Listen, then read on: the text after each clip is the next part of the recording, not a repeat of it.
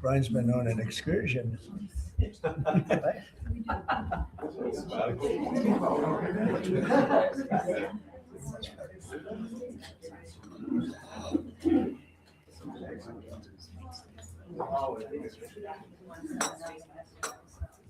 Hi, how are you?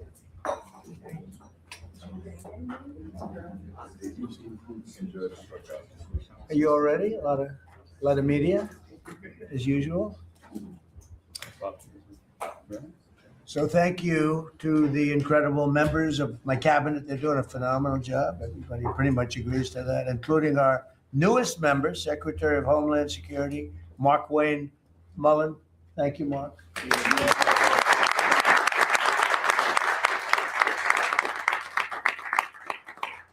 And we all know him very well, and he was a very popular senator, a very effective senator. Effective probably being the more important word. JD, don't you think? Yes, sir. And we wish you a lot of luck. Thank you. I think you'll do fantastically well. Congratulations to you. An amazing family that were here yesterday in the Oval, sworn in. His family's amazing, so thank you very much. We're now on day 41 of the disgraceful Democrat shutdown of Mark Wayne's department. Congratulations. You came into a department that shut down by the radical Democrats, right? But Democrats are really punishing the American people. I saw it today on one of the shows where they were interviewing people at the airport, and they're all angry at the Democrats. They're saying they're actually angry at Schumer. I didn't think anyone knew his name. One woman said, that Schumer is disgraceful. He's a disgrace to our country. But they're angry at the Democrats. They know what's happening. But they're punishing the American people, including travelers at airports, all in the quest to return to open borders and give amnesty to illegal alien criminals. They want to give amnesty to some of the criminals that came into our country, just about all of them, actually, if you look at it. They love sanctuary cities, which is a sanctuary for criminals. They want to make sure they're taken care of. That's what we're fighting about. That's really what they're fighting. They don't talk about that, but that's what they're fighting about. They want to protect criminals. In many cases, 11,888 murders. Many of them, I will say, are gone now because of us. We got them out. But still have some left. Should have never happened, should have never been allowed to come into our country. But we're not going to let it happen. We're not going to let the Democrats get away with this stuff, and people are wise to them. So they need to end the shutdown immediately, or we'll have to take some very drastic measures. This morning, I want to give an update on the Operation Epic Fury, which is an appropriate name because we are absolutely obliterating them. Over the past 3 weeks, we've been hitting Iran's military capabilities at a level that few people have ever seen before. People never knew there was such a capability. We have the strongest military anywhere in the world by far. I built it during my first administration, and I used it during my second administration. Unfortunately, because I'd rather not have to use it. But it's a display of force and precision and skill like nothing the world has really witnessed, although you got a pretty good witnessing of it in Venezuela also. Right? That was a smaller version of what we're doing now. We're crushing their missiles and drone stockpiles, destroying the defense industrial base. We've wiped out their Navy completely, their Air Force completely. We've wiped out a large percentage of their missiles. And the missile launchers, without the launchers, the missiles don't do any good. And we've knocked out probably close to 90% of the launchers, probably more than 90% of the missiles themselves. Between some they fired and more than they fired, we knocked out. We've also destroyed a lot of the factories. We're continuing to do that, but a lot of the factories where they manufacture the drones and the missiles. The drones, too, are way down, but the reason they're down is they go one way and they don't come back, because for the most part, we're shooting them down. But we also are able to, we've really done tremendous damage to the places where they make them. And just so we set the record straight, because I've been watching the Wall Street Journal's fake news and all these stories that get printed like, oh, I want to make a deal. They are begging to make a deal, not me. They're begging to make a deal. And anybody that saw what was happening over there would understand why they want to make a deal. But they say, oh, we're not talking to them. Anybody would know that. And only a total fool. And they're not fools. They're very smart, actually, in a certain way. And they're great negotiators. I say they're lousy fighters, but they're great negotiators. And they are begging to work out a deal. I don't know if we'll be able to do that. I don't know if we're willing to do that. They should have done that 4 weeks ago. They should have done it 2 years ago. Or they should have done it when we first came into office, because 2 years ago they had free reign under Biden. Sleepy Joe, worst president in the history of our country. When he allowed to happen to our country at the borders, and even with a thing like this. But not just him. Every president for 47 years, every president should have done this. They should have done it a long time ago, because you cannot give lunatics a nuclear weapon, and they would have had a big one.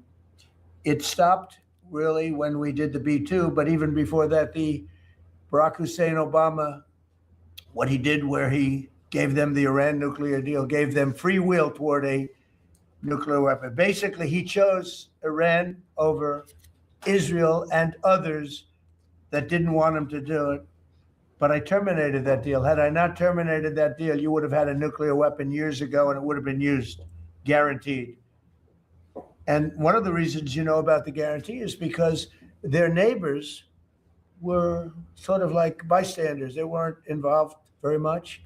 They didn't choose heavy sides. They didn't want to, because people were concerned with Iran. There was a big black cloud over the Middle East. They were concerned, but all of a sudden the war starts, and they start shooting at these five countries. They start shooting at Qatar, Saudi Arabia, UAE, Kuwait, Oman. They start shooting at them, and everybody was shocked, including us. You know why? Because they're sick, and they had a plan to take over the Middle East. And some of those missiles that were shot at them were locked long before we even started this process. They were locked and loaded and aimed at those countries. They wanted to take over the Middle East, but we happened to come along, so it wasn't so easy. So right now their Navy is sunk in the largest elimination of a foreign Navy that has taken place, maybe ever, but certainly since World War II. Their Air Force is gone. Their anti-aircraft and communications capabilities are totally dismantled. And one of the problems they do have when they deal with us is we deal with people, and the people aren't able to communicate with anybody else. So, because all of their leadership has been gone. The first level is gone, and they met to pick a new level, and they're gone. They're all gone because they didn't make a deal, and because they're sick people. They're really sick. They're really sinister, sick people. And if anybody thinks it was okay to have a group of people like this to have nuclear capability, nuclear weapons, and if we didn't attack with the B-2 bombers, they would have had a nuclear weapon within 2 weeks of that, maybe 4 weeks. But between 2 and 4 weeks, they were planning to have a nuclear weapon. If we didn't hit them at that time with the B-2 bombers, and one of the great air raids in history, maybe the greatest, dark at night, no moon, no light, every single bomb hit its mark and just obliterated that place. So it's now buried deep under earth.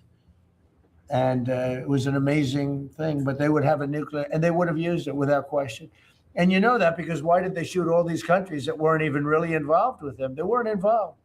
They had no big problems because they're sick, because they want to take over the Middle East, not just Israel.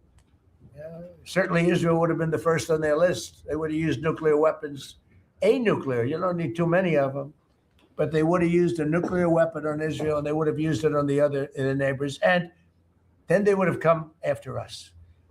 And if we had a weak president, they would have done great damage. But fortunately, you don't have a weak president. I knew what was happening. And I think we've been proven right. They took one missile, went 2,500 miles. They supposedly didn't have a missile like that. They had no missile with that capability. But they shot the now famous Ireland, the island that the UK was very afraid to give us because they didn't want to get dragged in. But we don't want to get dragged into their wars either. One thing we're very disappointed, I'll say it publicly, we're very disappointed with NATO because NATO has done absolutely nothing. And I've always said 25 years ago, I mean, I was somebody that wasn't a politician, but I was always involved in politics and I understood politics. I said 25 years ago that NATO's a paper tiger, but more importantly, that we'll come to their rescue, but they will never come to ours. And I want you to remember that we said this. They didn't come to our rescue. Now they all want to help. When they're annihilated, the other side is annihilated. They said, we'd love to send ships. They actually made a statement, a couple of them, that we want to get involved when the war is over. No, it's supposed to get involved when the war is beginning or even before it begins. We had the UK say that we'll send, this is 3 weeks ago, we'll send our aircraft carriers, which aren't the best aircraft carriers, by the way. They're toys compared to what we have. But we'll send our aircraft carrier when the war is over. I said, oh, that's wonderful. Thank you very much. Don't bother. We don't need it. And we don't need it. We don't need them. We estimated it would take approximately 4 to 6 weeks to achieve our mission. And we're way ahead of schedule. If you look at what we've done in terms of the destruction of that country, I mean, we're way ahead. Think of it. They have no Navy. And they had good ships. 154 ships have been shot down and are resting very nicely at the bottom of the sea. And we did that in a matter of less than a week. Because we have the greatest military in the world by far, nobody even close. So we estimated it would take approximately 4 to 6 weeks to achieve our mission. 26 days in, we're extremely, really a lot ahead of schedule. The Iranian regime is now admitting to itself that they have been decisively defeated. They're saying to people, this is a disaster. They know it. That's why they're talking to us. They wouldn't talk otherwise. But they're talking to us because they've got a disaster in their hands. They're defeated. They can't make a comeback.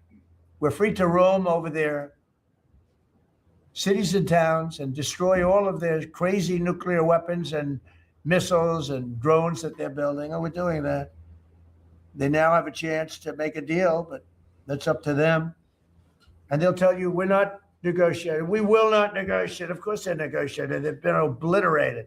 Who wouldn't negotiate? They are begging to make a deal. We'll see if we can make the right deal.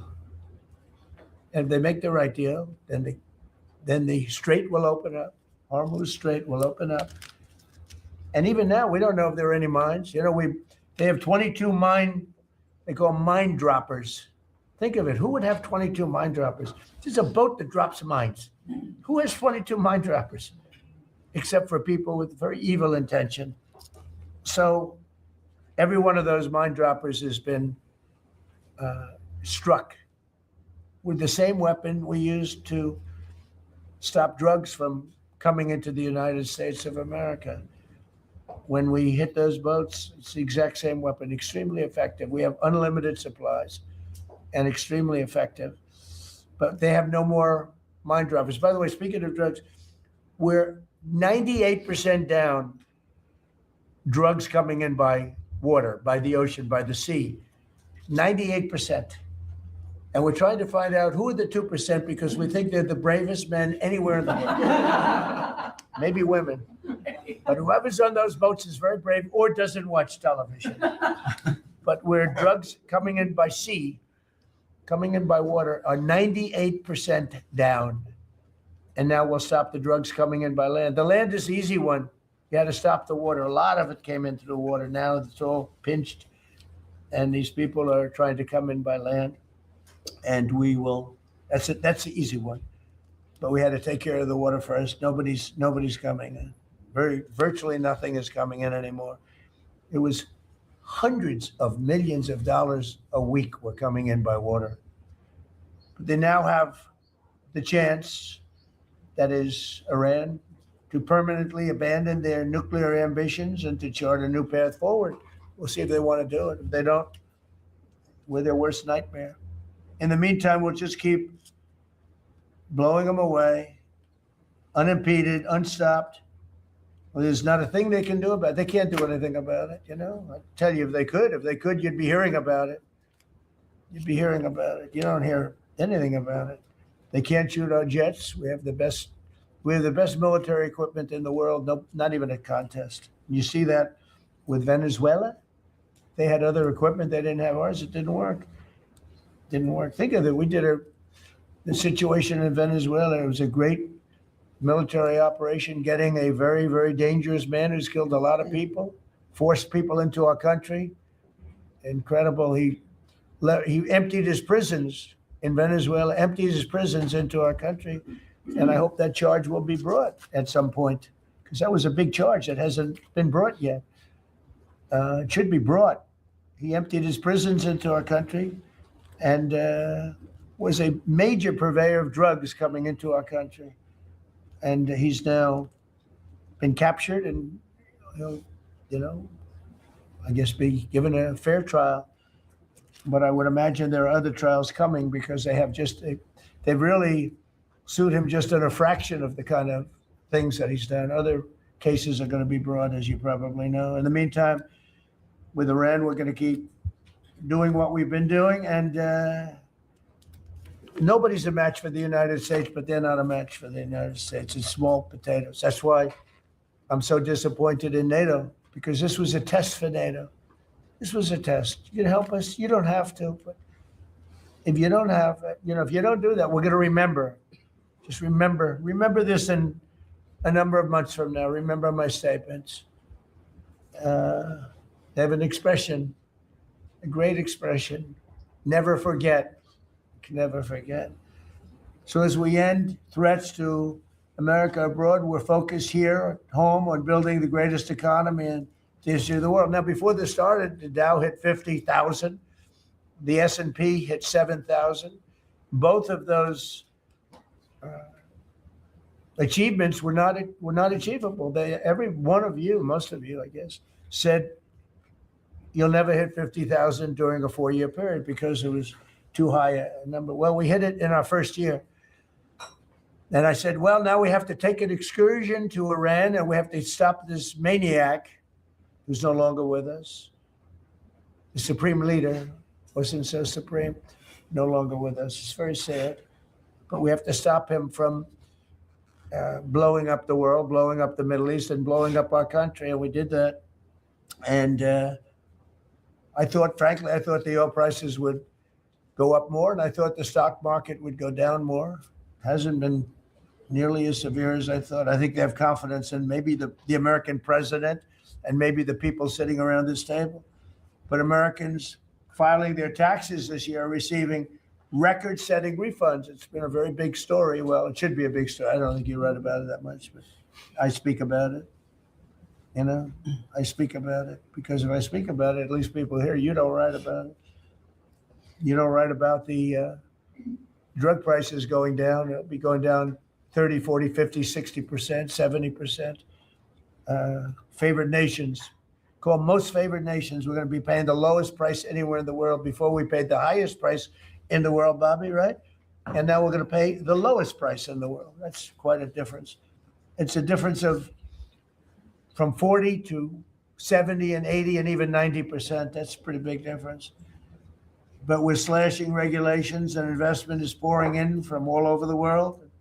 We have the most investment of any country in history has been put into our country in the last year. And again, we had to take a little detour. Won't be long. Going to end soon. We had to take a little detour, go to Iran, and we had to put out a fire. Very dangerous fire that could have blown up big portions of the world, if not the whole thing. So tomorrow we'll be announcing a variety of actions that we're taking to support American farmers. We never forget, we love the farmers. We gave them $12 billion out of tariff money. We had a tremendous amount of tariff money come in, and we continue to have. We've gone, as you know, the Supreme Court gave us a very unfortunate, foolish ruling, a ruling that gives the people that have ripped off our country for many years, gives them some money back. It's one of those things. It's a terrible, terrible, horrible mistake they made, but it's okay because we have another method that's just as good. We'll use the other method. But because the tariff money has been so substantial, we gave our farmers who have been mistreated by some countries, we gave them $12 billion.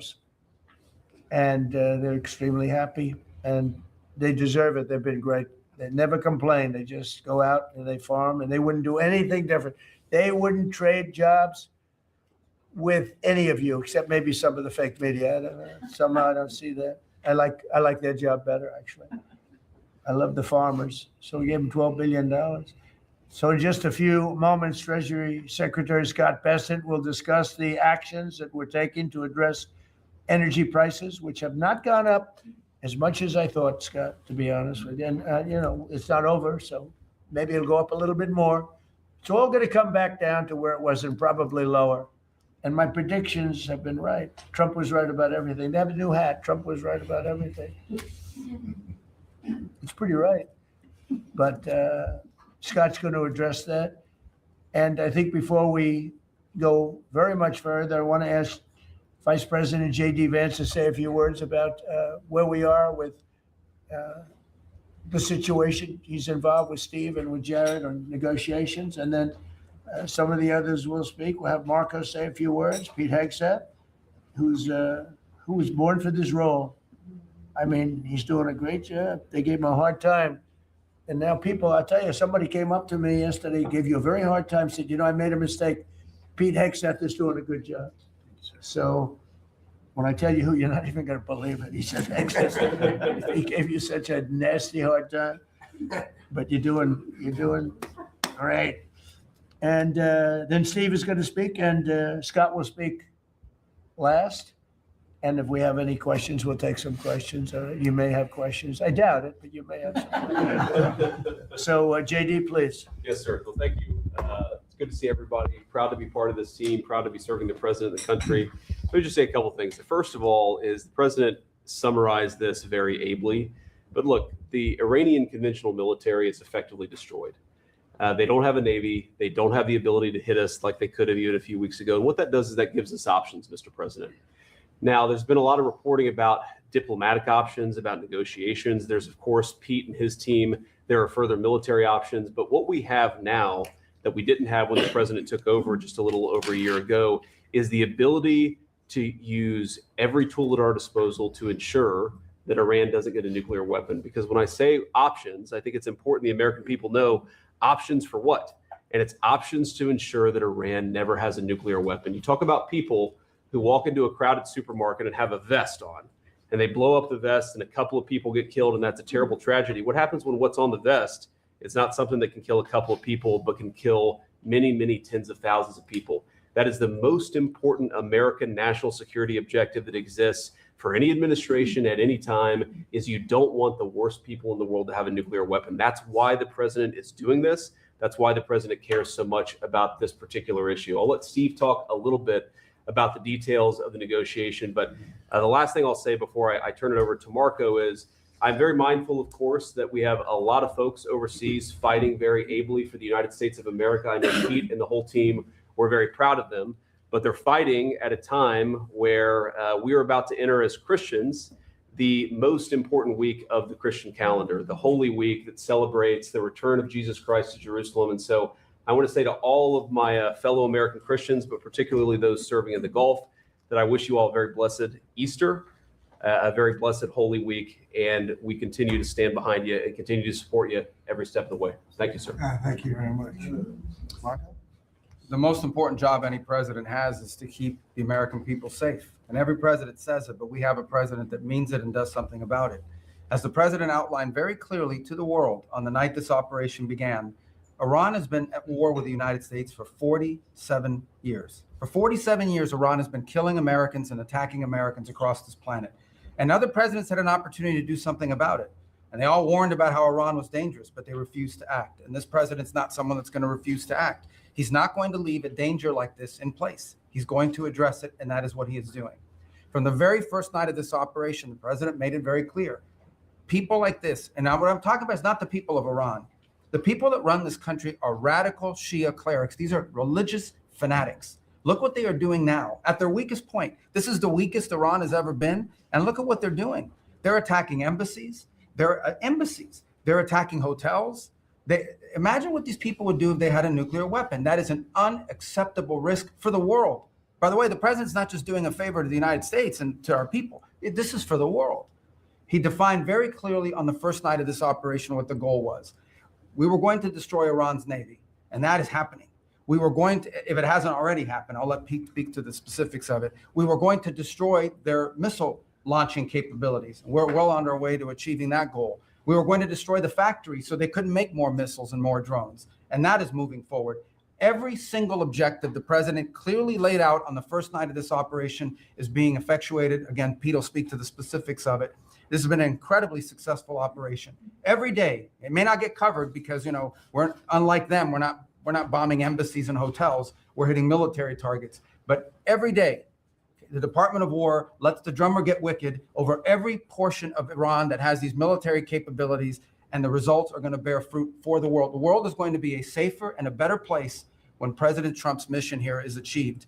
And frankly, I think countries around the world, even those that are out there complaining about this a little bit, should actually be grateful that the United States has a president that's willing to confront a threat like this and not allow it to continue to persist. Because these people will kill as many Americans as they have a chance to do. And if they have a nuclear weapon, as the vice president pointed out, they could kill millions of Americans in the future. And that is a risk that was not going to continue to exist as long as we had this president. Thank you, Marco. It's very interesting because yesterday I was watching, is it Anthony Blinken? And he was saying that they should have done it, but they didn't do it. Nobody did it. Nobody did it. For 47 years, Marco, that's the number, 47. I guess now it's 48 because we've been saying 47 for a long time. It's probably 48. But for 47, 48 years, every president should have done this. And some are saying now that they made a big mistake in not doing it, but we're taking care of business. Steve Woodcock, please. Mr. President, it is my distinct honor to be a member of the cabinet and to report to you and your team on our negotiations with Iran. Mr. President, you directed Jared and I to pursue a diplomatic resolution with Iran prior to Operation Epic Fury, which we did. However, it became quite clear during these meetings with the Iranian negotiating team that we could not make a deal that fulfilled your objectives of the following: no enrichment whatsoever, no chance of weaponizing whatsoever, decommissioning of Fordow, Natanz, and Esfahan, which you destroyed in Operation Midnight Hammer, no stockpiling of any material, which they flagrantly violated, turning all enriched material over to us, and a cutback in Iran's missile inventory and range capability of those same missiles. Throughout our meetings with the Iranians, we heard the following from them.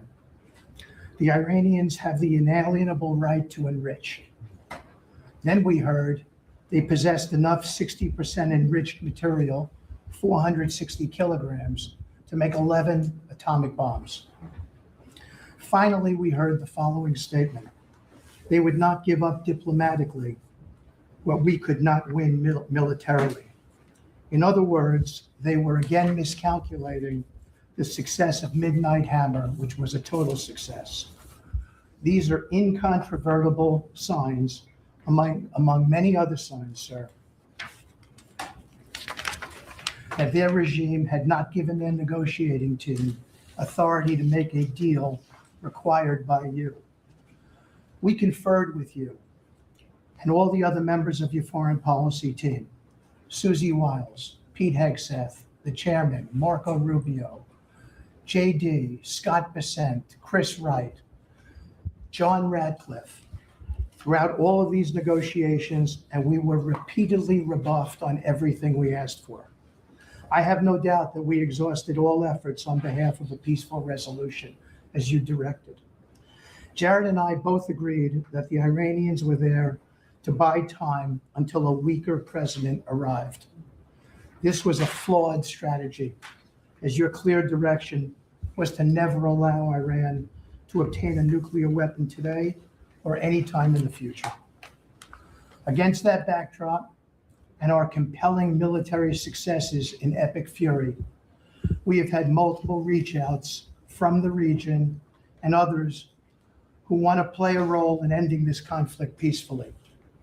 I can report to you today that we have, along with your foreign policy team, presented a 15-point action list that forms the framework for a peace deal. This has been circulated through the Pakistani government, acting as the mediator. And this has resulted in strong and positive messaging and talks, as you just indicated to the press. But these are sensitive diplomatic discussions, and you have directed us to maintain confidentiality on the specific terms and not negotiate through the news media as others do.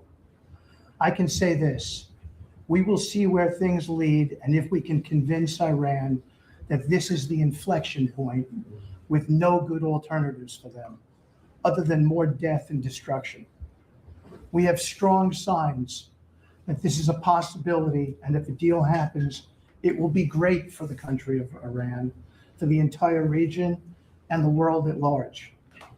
Your policy of peace through strength is the most effective tool for a diplomatic resolution here, just as this policy was an effective tool in each and every one of all of the other conflicts you settled in your first year. Iran is looking for an off-ramp following your powerful threat on Saturday. Your indications that you are willing to listen to peace proposals have been well received. You have instructed us that your preference is always peace, and that we should make that our priority. We have delivered that message, sir, along with the 15 points for peace. Finally, we have told Iran one last thing: don't miscalculate again. Thank you very much. Everybody around this table is doing a great job.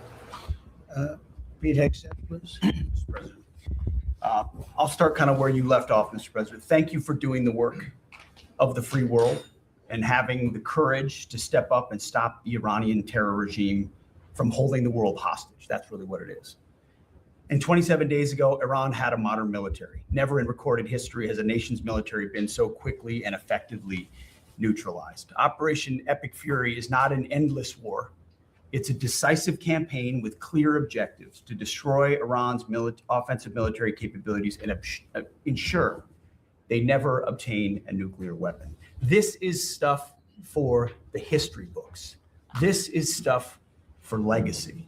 Mr. President, you are acting now to ensure future generations do not have to live under the threat of a nuclear-armed Iran. However, you wouldn't know it if you listened to the dishonest hate Trump media, as you referenced. The folks here in the room, these cameras, they have a choice. You're either informing the American people of the truth or you're not. Because I hear it from my people every day. Behind every headline you write, there's a helicopter crew in the air. And behind every news banner you write, there's a battalion on the move. And behind every fake news story, there's an F-35 pilot executing a dangerous mission. My message to the media is get it right. This actually isn't something new to me. Maybe a young guy, Mr. President, but I'm not a rookie in this realm. In 2007, I helped lead the surge, the public fight for the Iraq surge. Stood and watched people stand in the Senate and declare the war is lost before it even started. Who was that? It was Harry Reid. That was the Democrats and the media working hand in glove. Back then, it was 3 years into a war. Now we're 3 weeks into an operation. But see, unlike Iraq, this isn't a tie. This is not parity. This is not chaos. This is success, pure American success, on plan, and as the president said, ahead of pace. Over 10,000 enemy targets destroyed, over 140, I think now you're right, Mr. President, over 150 naval vessels sunk, underground facilities destroyed, their defense industrial base in shambles, and overnight, not only do they not have a Navy, Mr. President, they no longer have a Navy commander. IRGC's Navy commander was killed overnight in operation. So no Navy leader. Now that here's the thing about the media though, if President Trump had not acted, you'd be screaming, why not? And now that he has taken decisive action, you're asking, well, why did you? It's the same old tired playbook, TDS, in your DNA. But the hardworking, God-fearing, patriotic Americans out there know better. And you alluded to this, President Obama, Mr. President. Here's a fact that you don't hear on your networks that we know. Many of the Iranian military factories and bases that we're systematically destroying were paid for by the pallets of American cash that Barack Obama flew into Tehran under the Iran deal. You might call it an inconvenient truth. Iran took our money and turned it into weapons and bunkers and ammo. And now we're destroying those weapons, and you're writing, Mr. President, that grievous wrong. And make no mistake, we had to act. And our objectives are clear. No nukes, no Navy, and a complete dismantling of their missile program and defense industrial base. And as Marco pointed out, that mission, and the VP as well, has not changed since day one. Yet, 2 days ago, they shot 2 failed missiles on a target 4,000 kilometers away. For years, they told the world that their missiles could only range 2 kilometers. Surprise. Yet again, Iran lied. And to the world, I say London is 4,000 kilometers from Iran. Washington, D.C. is 3,300 kilometers from Venezuela, another country President Trump did something about that partnered for a long time with Iran. So you're telling us that Iran is not a threat to the world or to the U.S. President Trump knows better. And here's what success actually looks like right now. You mentioned it, Mr. President. A-10 Warthogs, if you know them, you love them, and Apache helicopter gunships are flying strike missions inside Iranian airspace and throughout the Strait of Hormuz at will. See, you only send these slow, low-flying, close air support platforms when the enemy has no meaningful air defenses left. Their presence is proof that Iran's air defenses are gone. Their command and control is shattered, their top leaders hiding in underground bunkers, while their mid-level commanders are being crushed in the field. The morale of their fighters plummeting. We see that disconnect daily. They're privately admitting, as you said, Mr. President, very heavy losses. We know that. President Trump has given us a clear mission. Our capabilities are only going up and Iran's are plummeting. We are here to win, and we're full speed ahead. So, Steve, we appreciate your efforts. We pray for a deal, and we welcome a deal.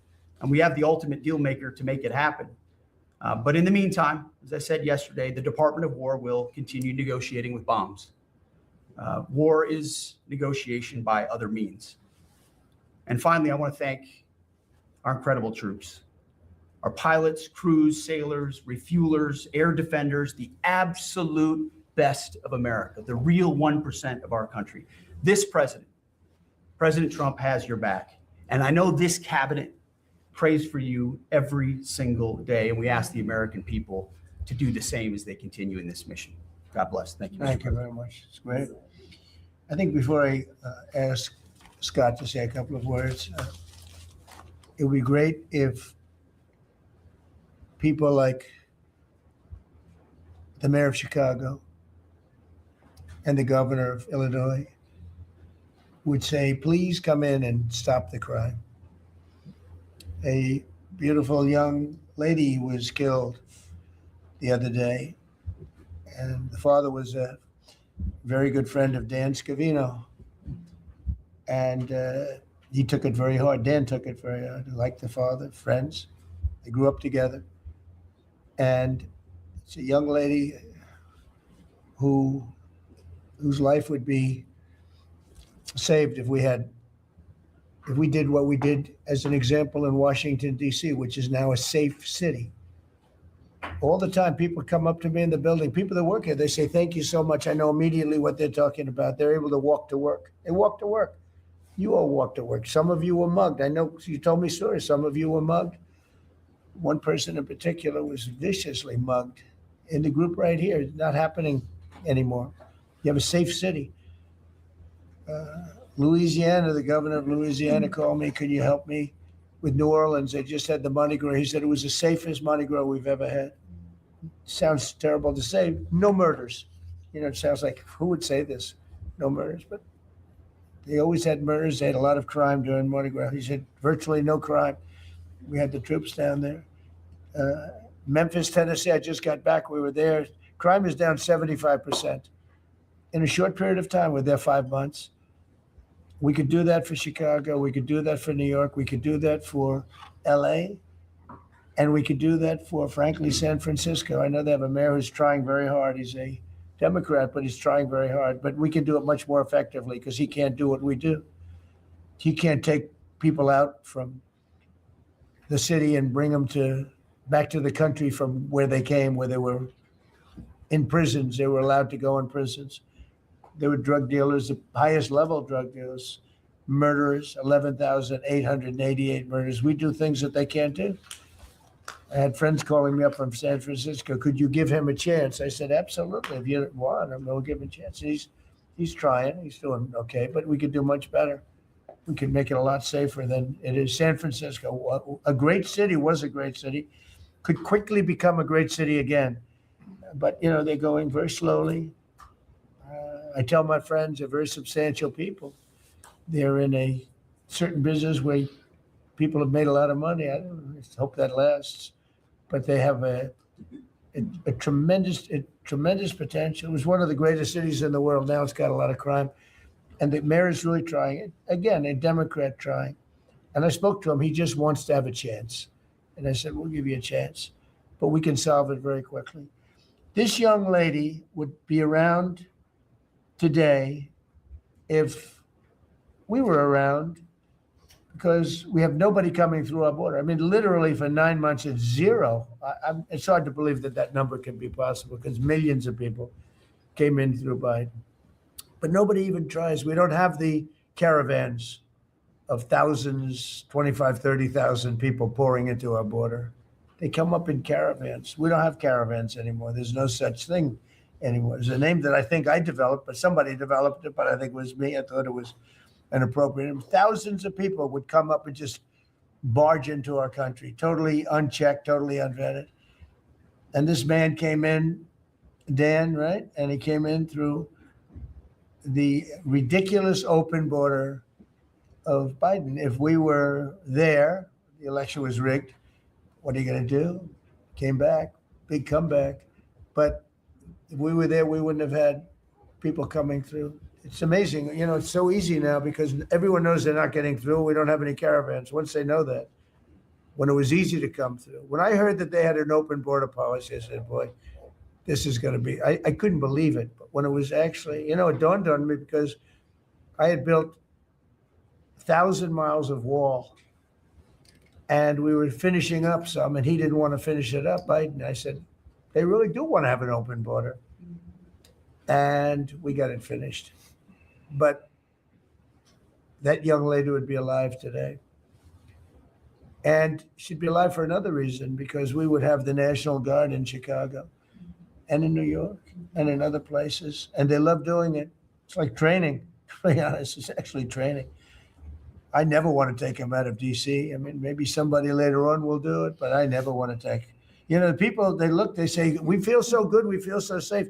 We see these beautiful, strong people, and they're so nice. They help. They open the doors for people. They carry bags. They pick up paper when they see paper on the ground. I looked at D.C. last night. I drove to make a speech, and I drove through, and I said, take me this way, take me that way. The city's clean. The fences are down. You don't have homeless all over your parks. I mean, we had parks. There was no room for anything else other than homeless. It's all clean and nice. And it'll be even more beautiful in a year from now. And we have some projects that are great. This ballroom is going to be something that's so beautiful for the city, so desperately needed by presidents. I mean, now it's no secret the military wanted it more than anybody. It was supposed to be secret, but it became unsecret because of people that are really unpatriotic saying things. But doesn't matter. Doesn't matter. It's going to be great. We're building an arc, a triumphal arc, which will be incredible for the city. Incredible. We're fixing up what was the Kennedy Center. I was honored when the board changed the name a little bit. Actually, it shows that the Republican and the Democrats, they work together. It's really something we work together. So I think it's a great symbol, actually. But we're doing a lot of work. That building is ready to fall down. It's in terrible shape. We're closing it. We're going to open it with a bang, and less than 2 years. It'll come in under budget, ahead of schedule. That's what I do. It won't be like the Federal Reserve that's costing $4 billion or something thereabouts. Think of it, $4 billion. You know, it's amazing. I said to the group before, I said, everything I do, I get sued. I build under budget, ahead of schedule. I get sued over a ballroom that's going to be the most beautiful ballroom in the country, so desperately needed. You won't have to have tents sitting on the wet White House lawn. If it rains, you get wiped out, to honor the president of China or the president of France or the president of somewhere. You can have the greatest. We get sued by the National Trust for Historic Preservation. They don't know what they're doing. Then I just found out we got sued by that group and another group, I guess, on the fixing up of again, I'll use the old name, Kennedy Center, because they're not fixing up Trump Kennedy. It's going to be beautiful when you add the name Trump, but we get sued, and all I'm doing is fixing it up. We're fixing broken marble. We're putting on a roof because it leaks like a sieve. We're fixing steel that's broken. It's the same building, same exact building. We're fixing it's going to be beautiful. It's going to be so beautiful and safe. It's actually unsafe. You had some of those columns on the outside that were painted a fake gold. Now we painted them a beautiful white color, beautiful cream white. It's beautiful. Everyone said it's so much more beautiful now. Instead of a cheap, you can't imitate gold. See, I'm a gold person. It's all real stuff. You can't imitate it. Someday they'll discover a paint that will look like gold, and the guy's going to be the richest man in the world. But you can't imitate real gold. It just doesn't. That's 24 karat, which is what this building deserves. But think of it. I get sued because I'm fixing up the Trump Kennedy Center. We're going to make it gorgeous and safe. We're fixing new windows, new this, but just all fix up. I got sued by preservationists. But you know who they didn't sue? The man that took this beautiful Federal Reserve building.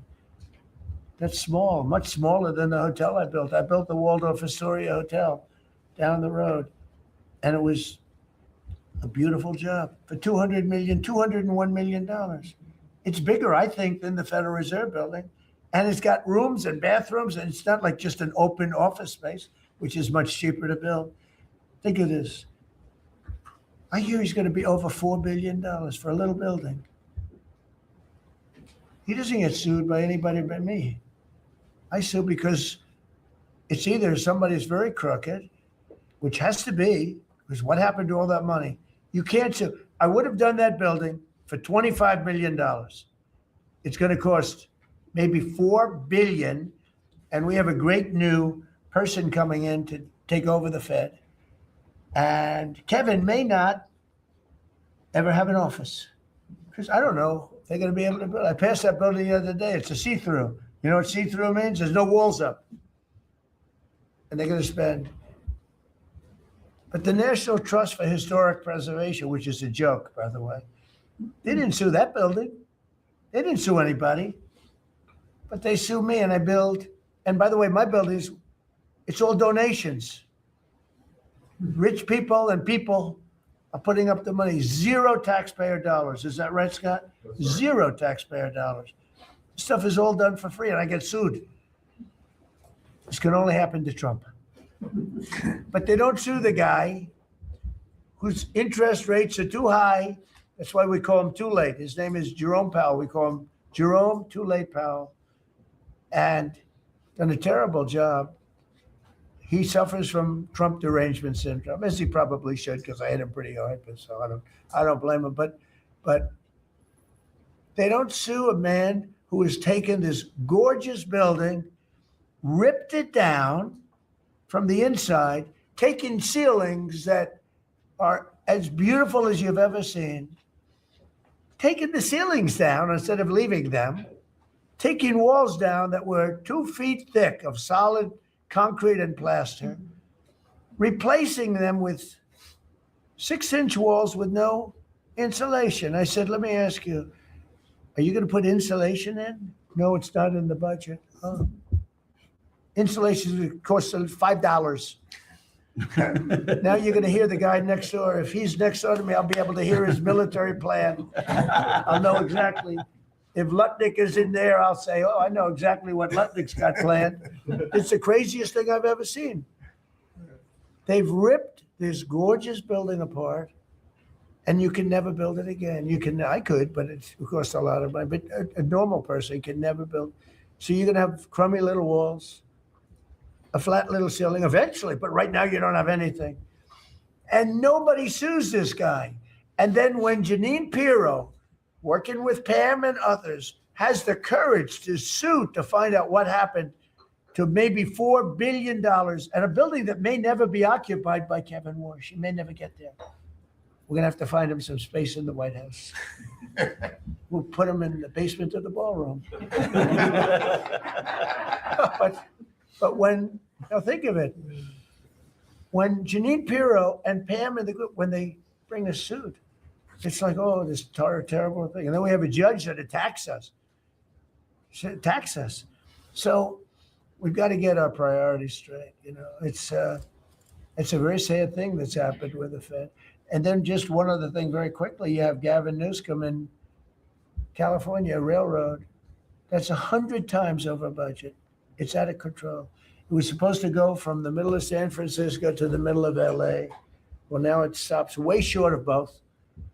It now goes into areas that nobody ever heard of.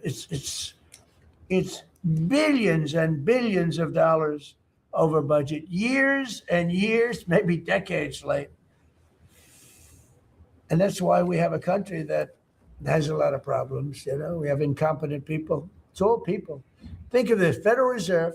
I would have had that building done for $25 million. I would, if I did it, it was up to, somebody else would have done it for more. So maybe 50. But you could have done that building if it was properly done and planned. You would have done that building I would have done it for $25 million, and it would be better. It would be better.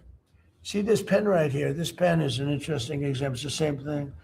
So this pen is very inexpensive, but it writes well. I like it. But I can't have the pen the way it was. You know what it is. I don't want to give too much publicity, but they do treat me well, Sharpie. So I came here, they have $1,000 pens.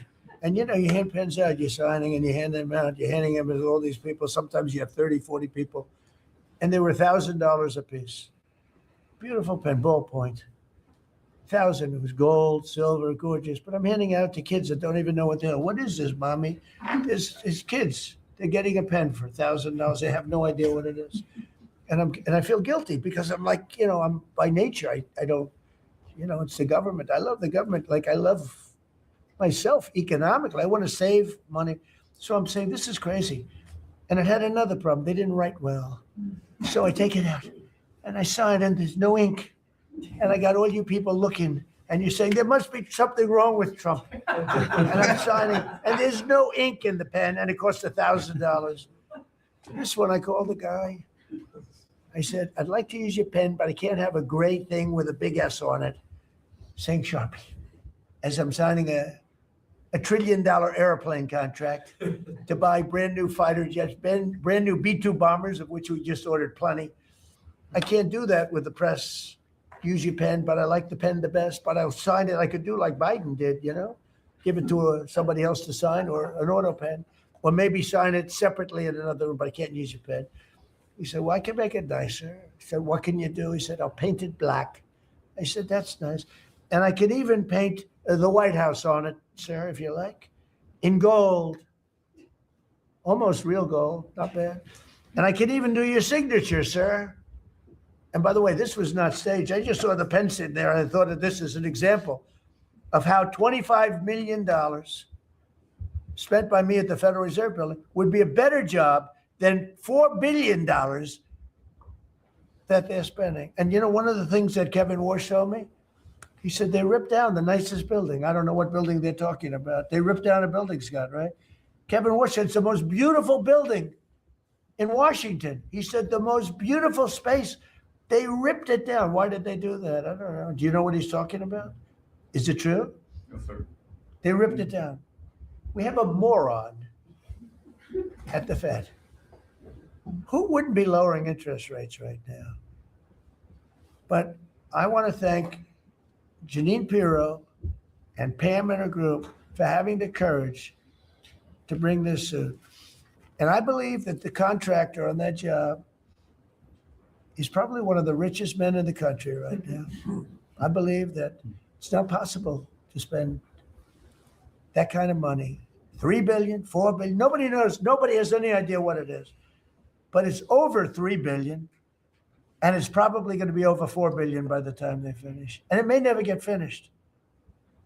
Unless I take it over, I'll get it finished. But it can never be what it was. It's never going to have those beautiful ceilings. It's never going to have those incredible walls.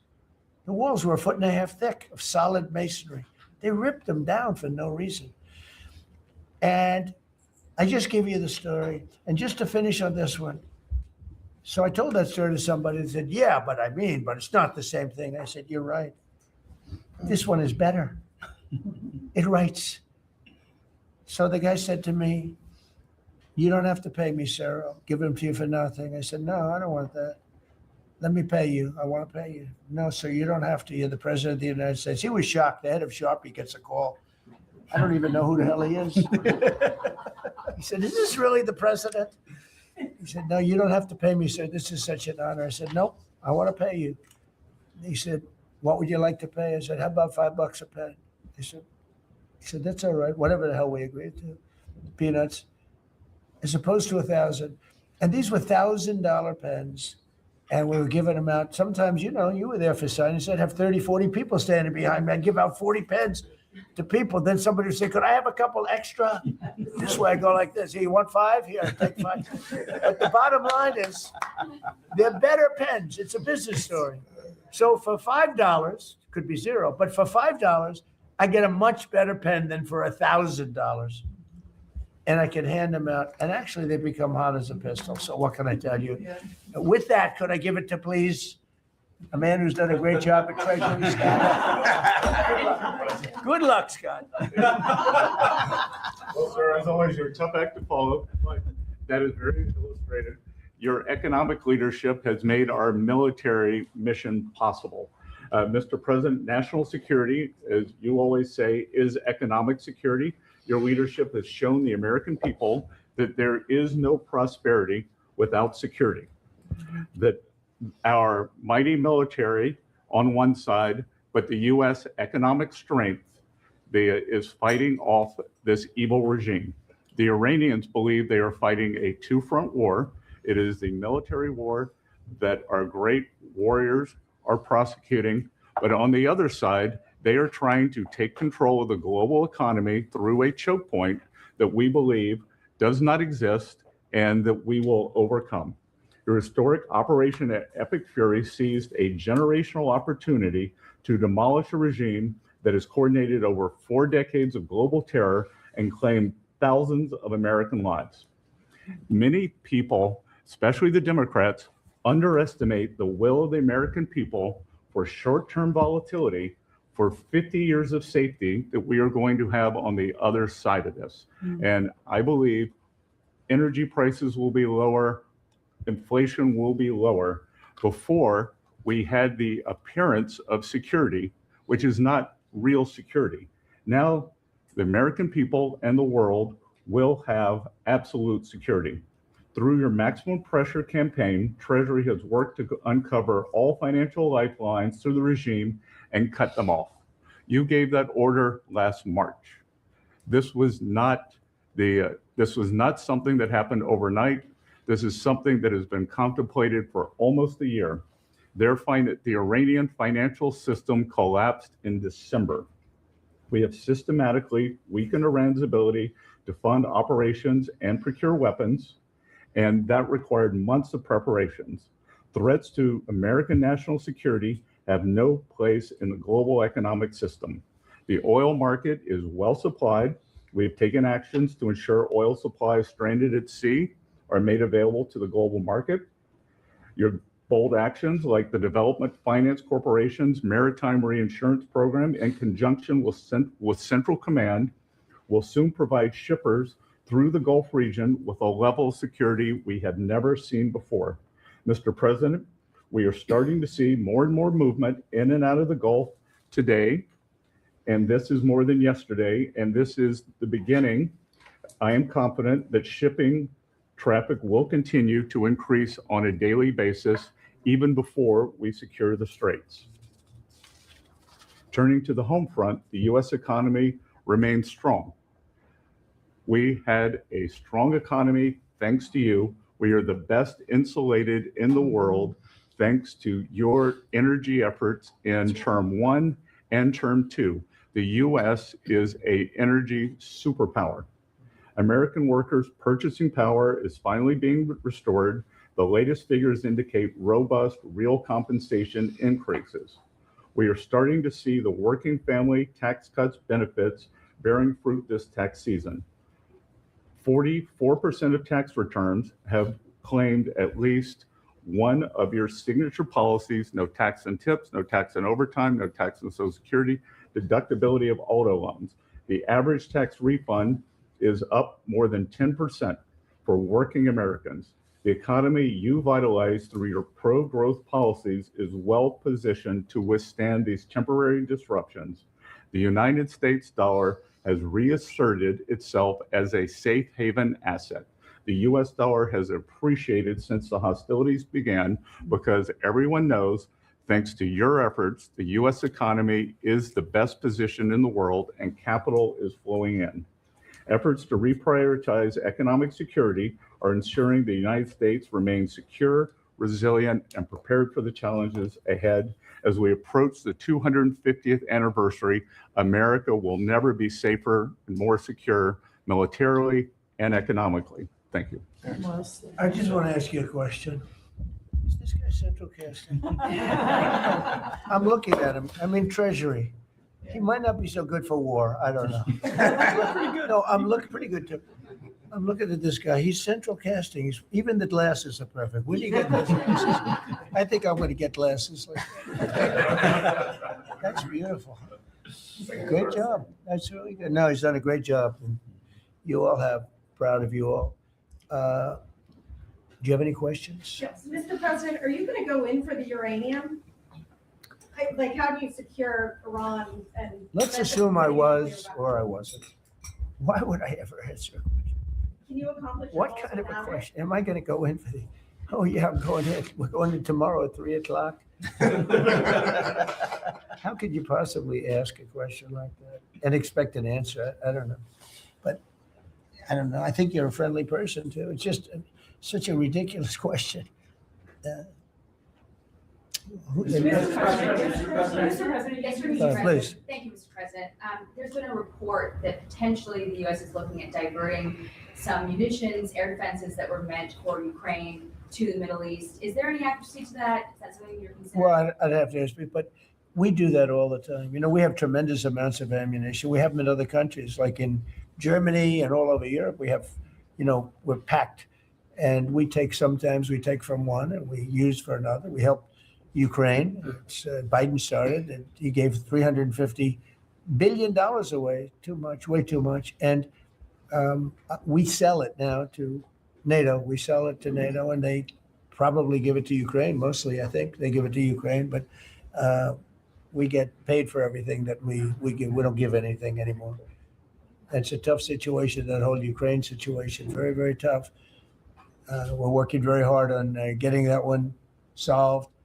It doesn't have any impact on us, virtually nothing. In fact, if anything, I mean, we sell a lot of equipment for that unfortunate war. 25,000 people died last month, 25,000, so mostly soldiers. Some in the towns, but for the most part, soldiers. They're dying. Nobody's seen anything like it since World War II. It's a terrible situation, and hopefully that's going to get settled. You know, I settled 8 wars, and many of them I think were more difficult than this one. In theory, they were more difficult, but there's tremendous hatred between President Putin and President Zelensky. Tremendous hatred. I've seen it before, but I've never seen it maybe to this extent. And I think that's calming down a little bit, and I think we have a chance of getting it done. But it doesn't affect us thousands of miles away. That's why when I heard the head of Germany say, this is not our war about Iran, I said, well, Ukraine's not our war. We helped, but Ukraine's not our war. I thought it was a very inappropriate statement to make. But he made it. You can't erase it. But he felt that way. I said, well, Ukraine's not our war. And it's not. But I would like to see all those young people stop being killed. I mean, they're being killed. It's like a slaughterhouse. What's happening there is horrible. 25,000 on average. Last 2 months ago was 31,000 people died in 1 month, Marco, right? I said, it's getting crazy. It's getting worse. Think of it. 31,000 soldiers, both Russian and Ukraine, died 2 months ago. 25,000 last month. And if I can solve that, it would be a great honor to do it. I wish it could have gone faster. I solved other ones in 1 day that have been going for 32 years. We stopped one that was starting. It was already started. India and Pakistan, and the Prime Minister of Pakistan, a very fine gentleman, said President Trump solved something that was going to cost 10 million lives. That was going to cost a lot of lives, 2 nuclear nations. And those were complicated, but we got them done quickly. This one is, it's a shame. And the only reason I'm doing it, frankly, is because I want to stop death. I want to stop the death from happening. I think I'm going to go with a man that I've missed, Brian. I haven't seen you in a long time. I miss you. He's been in a very strange location. I don't know. He's had a strange thing happen. But anyway, go ahead, Brian. Well, good to see you too. Actually, good to see you in Carter County. Good to see you too. You talked about gas prices coming down. Yeah. Obviously, they will. But would you ever consider suspending the federal gas tax in order to kind of temporarily alleviate some? Well, some people should do that. As an example, in California, every time prices go down, his prices go up because the gas tax is bigger than the tax itself, bigger than the product itself. It hasn't. I mean, we've thought about it, I guess, but honestly, when I did this, I knew it was going to be a little bit. We had the greatest economy ever. We had the greatest stock market in history. I said, we're going to take a little bit of a hit, a short-term hit. It's going to end up going much higher than it was, in my opinion. I said we're going to have a great stock market. Nobody thought we could get to 50,000 or 7,000 in the respective indices. Nobody thought that was going to happen, but it did in the first year. They said it couldn't happen in 4 years, that you wouldn't hit 50 in 4 years, but you could maybe get close. We hit it in the first year. And I said, this is a good time to solve a problem that you had to solve. And that's what I did. But the gas tax, people have talked about it. It's something we have in our pocket if we think it's necessary. And if I can follow real quickly, you just recently took off, Secretary Duffy, 17,000 truckers off the road that quite frankly could not speak English, which is a safety issue. Yeah. Could we ever extend that to Uber drivers, Lyft drivers, cab drivers, or someone who takes a lot of Ubers? A lot of my drivers can't speak Oh, well, that's not good. I didn't like that. Go ahead, John. So that's a really good point. The problem is that our states are the ones that issue these licenses. So with commercial driver's licenses, we do have some federal control. But again, we have thousands of people who can't speak the language, longstanding rule, and it's a safety issue, right? If you can't understand road signs, if you can't communicate with law enforcement when you're pulled over and communicate what's on your rig, huge problem. But the last administration, Mr. President, they let truck driving schools self-certify that they were qualified to train truck drivers. And so this is like the Leering Center. So you pay $800 and you get a certificate that you passed a CDL driving school. And again, they have no skills. They don't have the knowledge and they don't have the skills. They haven't gone through any of the testing. And then they get licenses and they're killing Americans on our roads. So it's remarkable, the rot that the last administration allowed to take place. We are ending that. And I need partnership with our states. Even California started to come on board. Even Gavin has started to play ball with us, which is surprising. Not all the way, a little bit of ball. Mr. President. It's interesting because I just saw something that the nursing home business and the daycare centers in particular They went out and inspected them in Minnesota, and they didn't exist. They're knocking on door. He happens to be a young man, Nick, nice young man. He's done a very good job. They're knocking on doors. It's like homes, and they're getting hundreds of thousands of that. They didn't exist. And in California, it's worse. It's even worse. And I spoke with Russell Vogt. I said, Russell, don't send them any money. He said, but we have a court order that we have to. Can you believe it? A judge. The judges are really hurting this country. Our judges, Justice Roberts doesn't like when I say it, but the judges are really hurting this country. And frankly, the justices, the Supreme Court, has really hurt our country too. Yeah. Mr. President, do you have a new deadline, given that there are some talks now? Do you have a new deadline before taking? No, I'll announce it. I mean, right now, you're talking about a deadline for doing some pretty big damage, even bigger than we've done. We'll see. Well, look, we have very substantial talks going on with respect to Iran, with the right people. You know, I told you about a present, right? Steve, can I reveal the present? You can do anything you want, sir. They said to show you the fact that we're real and solid and we're there. We're going to let you have 8 boats of oil, 8 boats, 8 big boats of oil. This was 2 days ago. And they'll sail up tomorrow. That was 3 days ago. And I didn't think much about it. And then I watched the news and they said, a very good anchor, actually, happened to be Fox. But I watched it and they said, something's unusual happening. There are 8 boats that are going right up the middle of the Hormuz Strait. 8 big tankers are going loaded up with oil right through. And I said, well, I guess they were right, and they were real. And I think they were Pakistani flagged. And I said, well, I guess we're dealing with the right people. And actually, they then apologized for something they said, and they said, we're going to send 2 more boats. And it ended up being 10 boats. All right. I hope I haven't screwed up your negotiations, but I thought it was appropriate to say, because I did taunt you the other day by saying they're going to give us a present.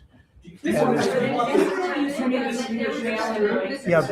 illegal immigrants who were arrested at San Francisco airport for ignoring deportation orders. At the same time, as you highlighted, really great reception from American travelers for ICE agents. Is there a PR aspect of this that can allow future deportations to go on with less protesting, less outrage? Yeah, it's amazing because by putting ICE there, look, the press was very unfair to ICE. So was everyone else. These are great American patriots. They have a tough job. They have to find murderers and take them out of our country. I wouldn't want to do it. You wouldn't want to do it. Most people wouldn't want to do it. They do it. And, 11,888 murderers. And that's murderers. That's not drug dealers. That's not lots of other things. It's not people from mental institutions. Entire jail populations were released from major countries and let into our country through the open border. And ICE has done an amazing job. I wouldn't want that job. It's a tough job, dangerous job. So what happens is by putting them at the airport, and I just say, do me a favor, take off your masks. And they did. For that, not for when they're looking for some, cold-blooded killers and they're in the net, but for that. And they did. They took them off. And the passengers, I see the interviews of people, they're saying, these are nice people. One person said, he's a very strong man, but he's a nice guy. He grabbed my bag. He helped the woman with a bag that she couldn't lift.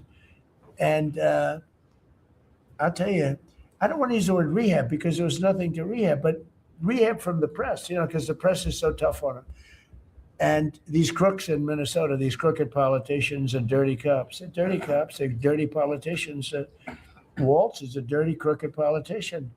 The attorney general is a crooked guy. He's no investigations. And I hope JD's going to do a great job. He's in charge of it now with somebody who's very talented. But I think it's easy stuff. They say $19 billion, think of it, is missing. $19 billion. If we would solve half of the fraud problem, Pam, in this country, we would have more than a balanced budget. We'd have a surplus. And in the case of Minnesota, it's very Somalia oriented. Think of it. These people come from a crooked country, disgusting country, one of the worst countries in the world, acknowledged to be one of the worst countries in the world. Some people say it's the worst. They have no money, they have nothing. They come to our country, low IQs, and they rob us blind. Stupid people. And they rob us blind because we have crooked politicians and we have dirty cops. The Attorney General's a dirty cop. It's my opinion. It's only my opinion. And something should be done about him. Let's see what kind of job he Mr. can President, do. yesterday you said that you Do you think hate Iran mail-in should be ballots. able- Excuse me? Should Iran be able to charge a toll for the Strait of Hormuz? They're charging some vessels to go through. Oh, yeah. Well, should they be able to? Yeah. I mean, they shouldn't be able to, but they're doing it a little bit. I don't know. Look, their capability is a lot less than it was 2 weeks ago. And with every week and every day, frankly, it gets less and less. All I can tell you is they're begging to make a deal. So let's see what happens. We may make a deal. Tell me about mail-in ballots. Go ahead. You mean I used a mail-in ballot? You probably said, yeah, I did. Why did you You know use what? that? Is Because there a I'm bias? president of the United States, and because of the fact that I'm president of the United States, I did a mail-in ballot for elections that took place in Florida, because I felt I should be here instead of being in the beautiful sunshine You taking. were in Palm Beach, sir, the last few weekends. That's right. And I decided that I was going to vote by mail-in ballot because I couldn't be there because I had a lot of different things. But we have exceptions for mail-in ballots. You do know that, right? So if you're away, we have an exception. If you're in the military, we have an exception. If you're on a business trip, we have an exception. If you're disabled, we have an exception. And if you're ill, if you're not feeling good, whatever. So I was away, mostly in Washington, D.C., so I used a mail-in ballot. But I appreciate the question because I know it was so well-meaning. Yeah. Mr. President, I actually just looked at the company that owns Sharpie and they stopped turned positive after you mentioned it. Question number N. By the way, they deserve it. Yeah, question number It's a N. good product. You gave a 5-day deadline. With oil tankers going through the Strait of Hormuz, is that a condition to move that 5-day deadline? Well, we don't want anything impeded. We want ships to go through. We don't know that they've dropped any mines, by the way, because we blew up all their mine droppers, right? We blew up every one of them. They're going to have to take them out on a rowboat or something. I don't know how the hell they get out there, but we don't really know. You might speak to it. We don't know. There could be a few of them out there, but that's a lot. If you have $1 billion ship and you get hit by a mine, it's not the greatest thing in the world. So if you think the problem with that's not like you've decimated a military. If you think there may be a mine, that's a bad thought, and it stops things up. How are we doing in that regard, Peter? Mr. President, you're right. We have so heavily degraded their coastal defense capabilities and their naval capabilities that any strategic or operational attempts to do those types of things are extremely limited. And we continue to move over the top of that. Now, whether Iran makes a wise choice or not to try to execute that is part of how this deal comes together. But with every passing day, the military pressure that we're putting on them lessens their ability to really hold that militarily at issue. I mean, the problem with the issue of the Hormuz Straits is this: we've decimated them as a military. No Air Force, no Navy, very few rockets left. We blew up so many. Hard to manufacture them. Same thing with drones. The leadership is gone. The problem with the Straits is this. Let's say we do a great job. We say we got 99%. 1% is unacceptable because 1% is a missile going into the hull of a ship that cost $1 billion, right? So 1% is we can't. If we do a 99% decimation, that's no good. So it's really a little bit. But I have a feeling it's going to clean up pretty quickly. I can just say this: they want to make, and I probably hurt our little negotiation. It gives them a little impetus to say, well, I wish you didn't say that. But they said yesterday that we weren't negotiating with them, and now they admit that we were negotiating with them. So they want to make a deal. The reason they want to make a deal is they have been just beat to shit. So the Are you thinking of taking control of Iran's oil? It's an option. I mean, I wouldn't talk about it, but it's an option. Is that something you thought about? Well, in Venezuela, we've done very well working with Venezuela, certainly. We've taken in billions and billions of dollars. And by the way, Venezuela is doing better right now than they've ever done in the history of their country. And it's sort of like a joint venture. But the United States has made a lot of money, Marco, right? With it. Do you want to talk about that for a second? About Venezuela? Yeah. Yeah, I mean, I think Venezuela in the first 2 months of this year generated more revenue from oil sales than they had most of all of last year. But the money's not being stolen anymore. And it's being held in a U.S. Treasury blocked account. And to the extent it's flowing to the Venezuelan government, it's going to help people, like fund hospitals, pay teachers. It's not And we being get a stolen. lot of it. And they got more than they have in many years. Think of it. We get a lot of it. We have a deal. We get a lot of it. We had 100 million, think of this, 100 million barrels we took in the first 2 weeks. 100 million barrels. That's a lot of oil. It's a lot of ships. And we got some and they got some. We paid for the ships. A lot of money left over. And Venezuela has done better now with us. Call it a partner, call it whatever you want. We've made a lot of money and they've made a lot of money. We've paid for the cost of that military hit many, many times over. And we've only just started.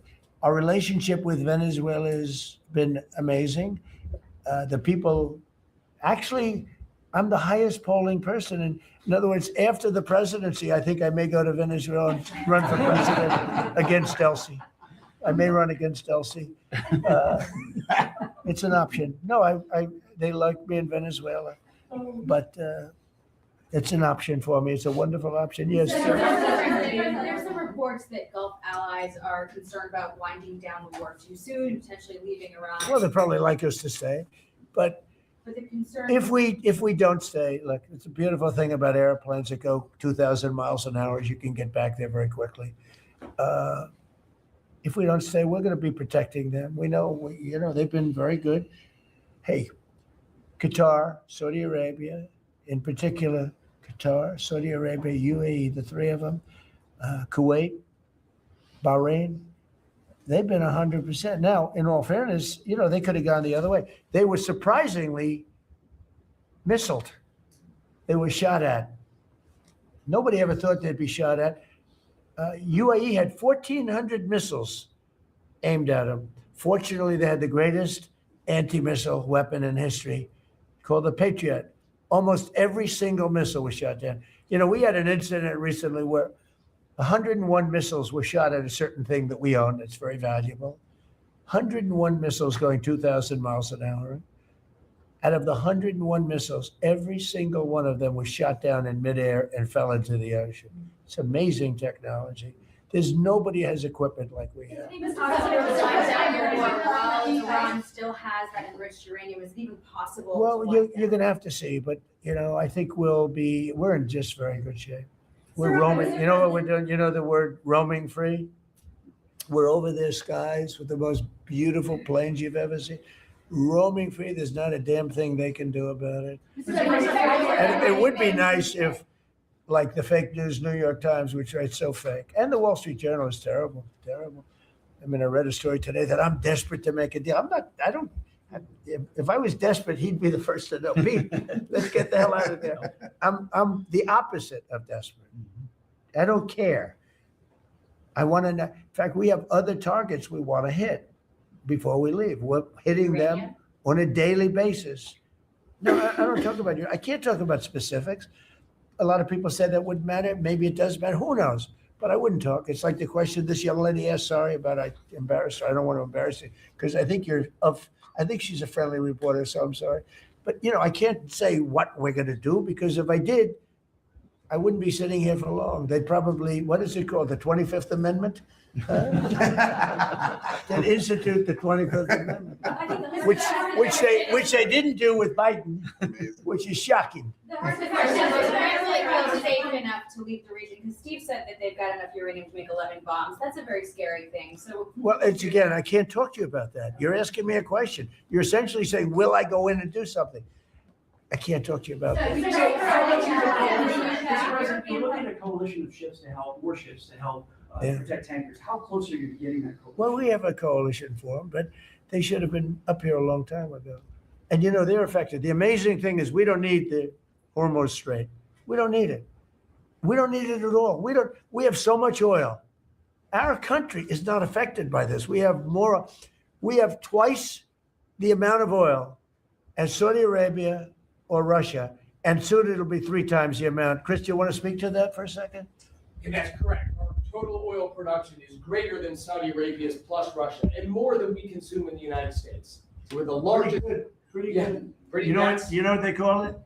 Drill, baby, drill. Mr. President. Anything else you want to say? Well, and same thing for natural gas. Before your first term, we were the largest exporter of natural gas in the world. Today, we're just by far the largest. And we were the largest importer. Now we're by far the largest exporter, and it's growing rapidly this year. New facilities are coming online, new production's ramping up. We're doing an amazing job. We get a lot of help from that man right over there. He's getting approvals done quickly and very environmental. He's an environmentalist, actually. He does a great job, but he gives you a fast approval or rejection. Do you have anything to say?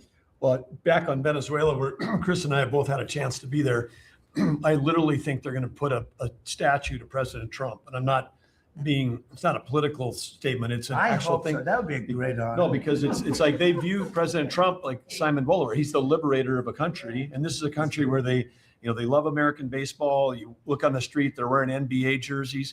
And Delcy and her team working with us, getting back. Chris and I both experienced, it was the first time in Venezuelan history that they had the free press allowed to come on to essentially where the White House, the Palacio of Miraflores. And it was an emotional thing for people that had been for 20 years that never had a chance to be there. So whether it's and then production, it's showing up in production. The American companies that are coming back, most of those American companies have many American Venezuelan team members. One company in Houston's got 600 Venezuelan Americans that know more about reviving that industry. So their GDP is a 1/4 of what it was before. They want to get back. They remember what it was. Their production on oil production is climbing towards 50% increase just in the 3 months we've been here. That flows to American refineries on the Gulf Coast, lowering the price of gas in America. So it's Forget that. When are they going to do the statue? The hell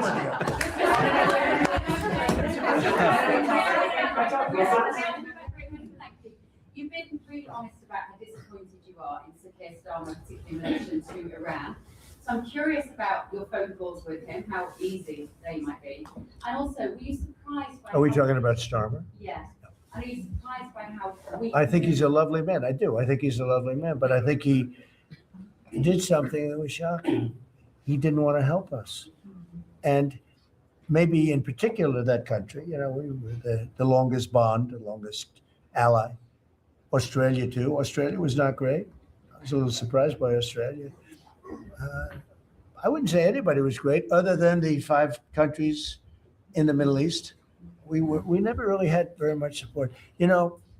We spend trillions of dollars supporting countries, and this is Little League. This isn't the big league deal. This is sort of Little League pool for us. Look, we decimated them in a period of a week. In the first week, it was over. In the first few days, it was over. I think the Navy took us 3 days to essentially annihilate that. They weren't there. So if there's ever a big one, which I hope there's not, but if there's ever a big one, I don't think they're going to be there. And that's not fair. And we have to remember that as a country, because we spend trillions of dollars protecting Europe, protecting the countries of NATO. They weren't there for us for small time.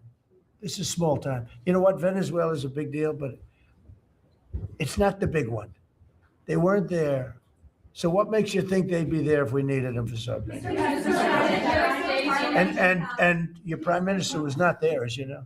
He was there after we won. He said, we'd like to send some ships. I said, we already won. We don't need them anymore. But can you explain why he was reluctant to help? Why what? Why he was reluctant to help with Iran? He didn't have to. I didn't ask him. I just said, just tell me no. I mean, we're always going to be there, or at least we were. I don't know about anymore, to be honest with you. I would have to be honest. We were always there when they needed help. We always would have been there when they needed help. I mean, think of it.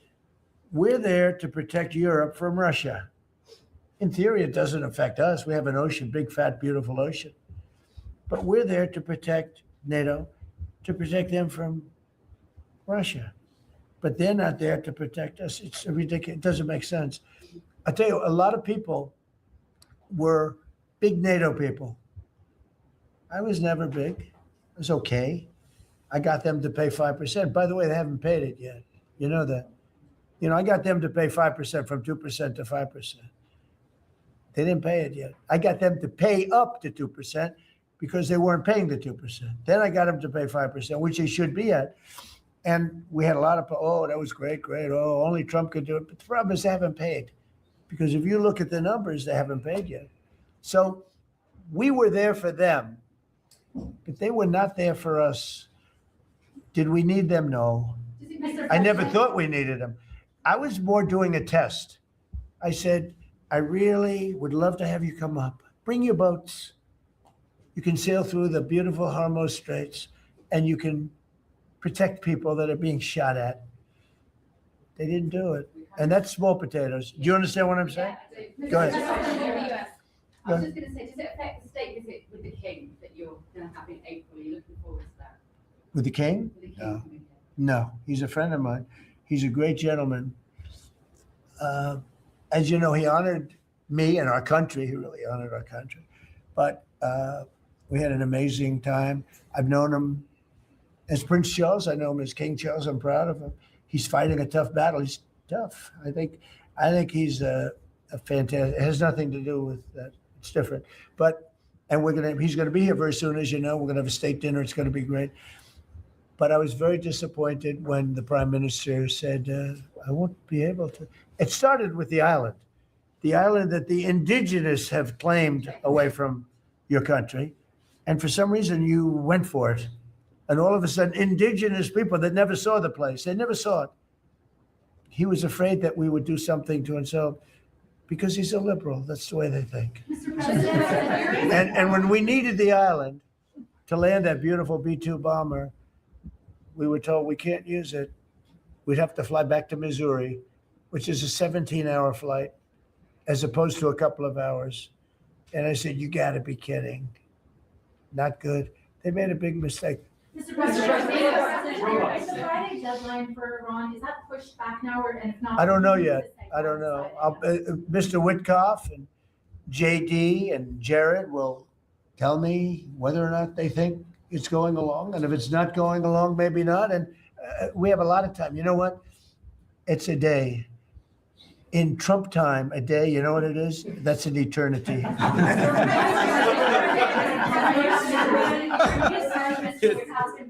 Say it, what?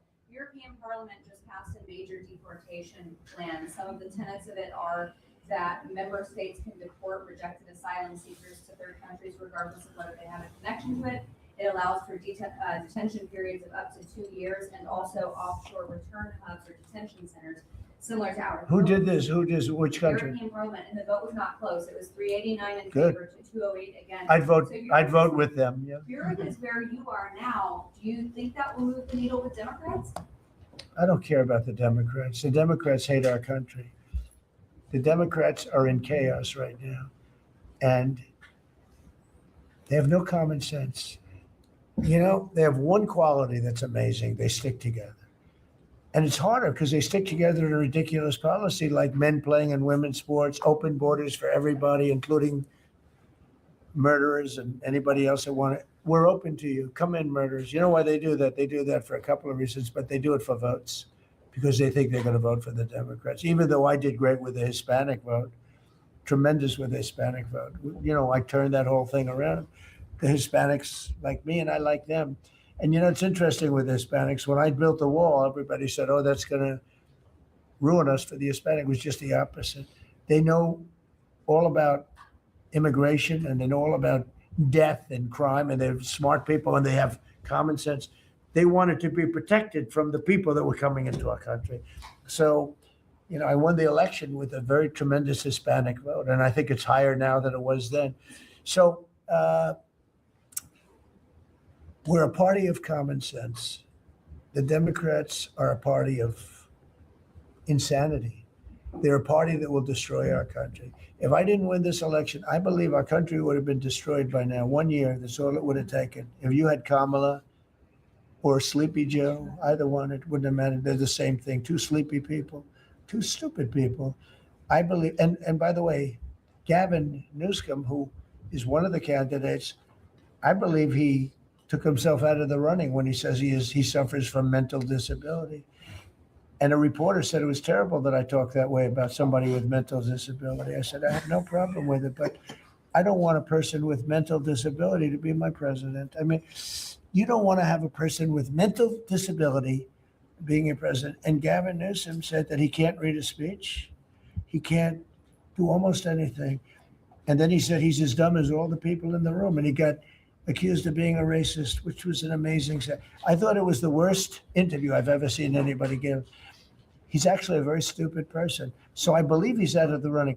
I think that statement, that interview, he admitted that he's a stupid person. I don't want a stupid person being president. You know, I'll say it right now. I say it because no press ever reports it. I'm the only president that ever took a cognitive test. I took it 3 times. It's actually a very hard test for a lot of people. It wasn't hard for me, but it's a cognitive test. It starts off with an easy question. And by the time you get to the middle, it gets tougher. By the time you get to the end, very few people can answer those questions. They get very tough, mathematical equations and things. I took it 3 times. I aced it all 3 times in front of numerous doctors that I have no idea who they are. And I was told when I went in, they said, Doc Ronnie told me this. My current doctors were fantastic doctors. They said, well, if you take it, you know, it's Walter Reed. It's essentially a public hospital. And if you do badly, it's probably going to get out. But I aced it. I got them all right. And one doctor said, I've never seen anybody get them all right. I've been doing the test for 20 years. I want people, I would love to see anybody that's a president or a vice president or anybody that has any chance of being a president. I would like to see them take a cognitive test, because we had a man in this office that had no clue what was happening. And let me give you a little secret. He wasn't a smart man 30 years ago. And I'll tell you about President Obama. He wasn't a smart man either. I know all about him. He wasn't a smart man, highly overrated. He was a great divider. And our country can't go through that anymore. Can't go through. We have done an amazing job. I had to do a little stopover. I call it an excursion. I had to do a little stopover in Iran, and we had to knock the hell out of them because our country would not have been safe. The world wouldn't have been safe. I've done a great favor for the world. The world has not been reciprocal, because when I told NATO, where we give billions and billions of dollars, trillions over the years, I said, do you mind coming up and giving us a little hand with the streets? Send up some. They didn't want to get involved. And I believe that's going to cost them dearly. Thank you very much, everybody. Thank you.